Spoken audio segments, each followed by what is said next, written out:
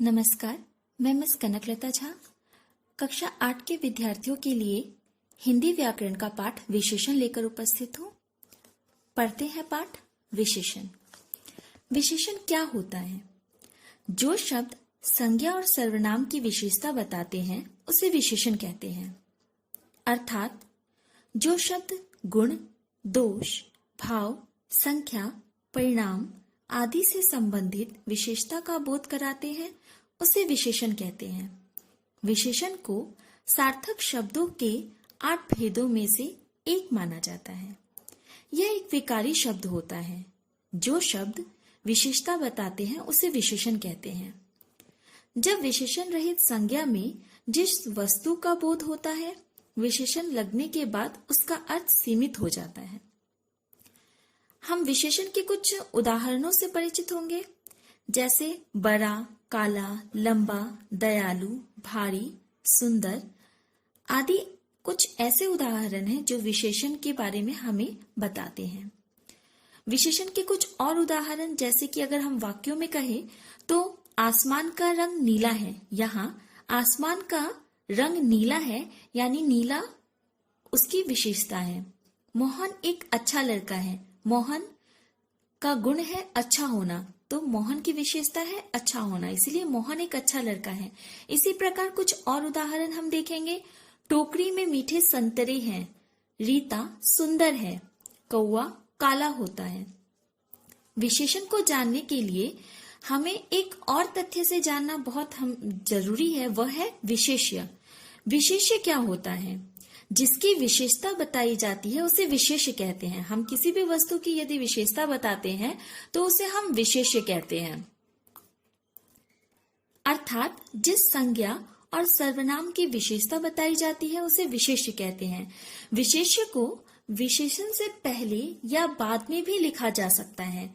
हम इसके कुछ उदाहरण देखेंगे, जैसे कि विद्वान अध्यापक, सुंदर गीता, थोड़ा सा, जल लाओ, खीरा कड़वा है, सेब मीठा, आसमान नीला है। इस तरह के उदाहरण हम विशेष्य में देखने को हमें मिलता है। अब जहां तक बात आती है विशेषण के भेदों की, तो विशेषण के भेदों के भी बहुत सारे भेद होते हैं। हम यहाँ विशेषण के भेद के बारे में चर्चा करेंगे। विशेषण के 4 भेद होते हैं: गुणवाचक विशेषण, परिणामवाचक विशेषण, संख्यावाचक विशेषण, सार्वनामिक विशेषण। अब इन सारे विशेषणों की परिभाषाओं को हम अच्छे तरीके से समझेंगे और जानेंगे। गुणवाचक विशेषण, जो शब्द संज्ञा या सर्वनाम के गुणों के रूप की विशेषता हमें बताते हैं उसे हम गुणवाचक विशेषण कहते हैं।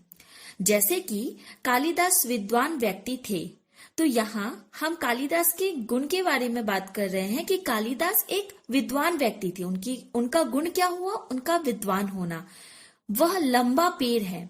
पेड़ के का गुण क्या हुआ? उसका लंबा होना। तो यहाँ इस तरह के कुछ उदाहरण दिए गए हैं, जैसे कि उसने सफेद कमीज पहनी, मंजू का घर पुराना है, यह ताजा फल है, पुराने फर्नीचर को बेच दो। इस तरह के कुछ उदाहरण हैं जो कि उसकी विशेषता बताते हैं, उसके गुण दोषों के बारे में बताते हैं, उसे हम गुणवाचक विशेषण कहते हैं। जो दूसरा भेद हमारे सामने है वो है परिणामवाचक विशेषण। परिणाम का अर्थ ही होता है मात्रा। जो विशेषण संज्ञा या सर्वनाम की मात्रा या नापतोल के परिणाम की विशेषता बताए उसे परिणामवाचक विशेषण कहते हैं। जिसको हम माप तौल सकते हैं, जिसका हम वजन माप सकते हैं, जिसको हम तौल सकते हैं, उस तरह की जितनी भी चीजें होती हैं उसको हम परिणामवाचक विशेषण कहते हैं। जैसे कि 4 किलो दूध, थोड़ा रुपया, 1 किलो घी, 2 लीटर पानी, सेर भर दूध, तौला भर सोना, कुछ पानी, मुझे थोड़ी चाय दीजिए। इस तरह की जो थोड़ा, कम, 2 kilo, 4 kilo, 1 litre, 2 litre, 1 metre, इस तरह के जो उदाहरण होते हैं जिसको हम माप तौल सकते हैं, जिसको हम नाप सकते हैं, उसको हम परिणामवाचक विशेषण कहते हैं। जो तीसरा भेद है वह है संख्यावाचक विशेषण। संख्या से ही हमें बोध होता है या हमें भान होता है कि संख्या का अर्थ है जिसे हम गिन सकते हैं, जिसको हम गिनकर बता सकते हैं। संख्या की विशेषता का बोध कराने वाले शब्दों को संख्यावाचक विशेषण कहते हैं। अर्थात जिन संज्ञा और सर्वनाम शब्दों से प्राणी, व्यक्ति, वस्तु की संख्या की विशेषता का पता चले उसे संख्यावाचक विशेषण कहते हैं।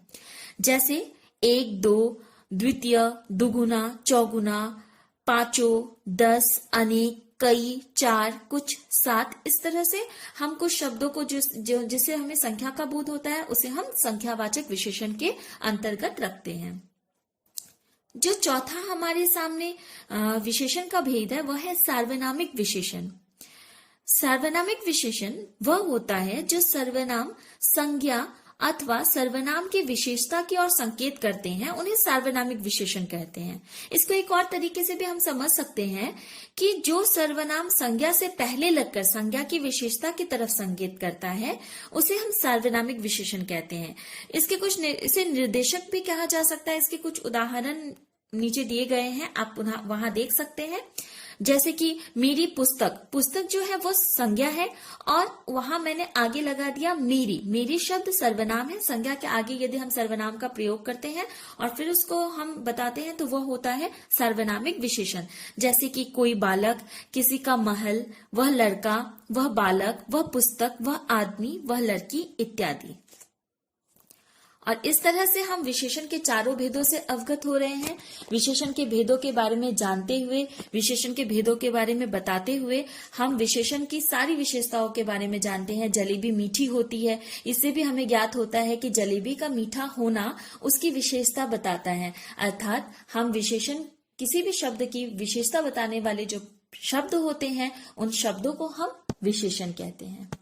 धन्यवाद।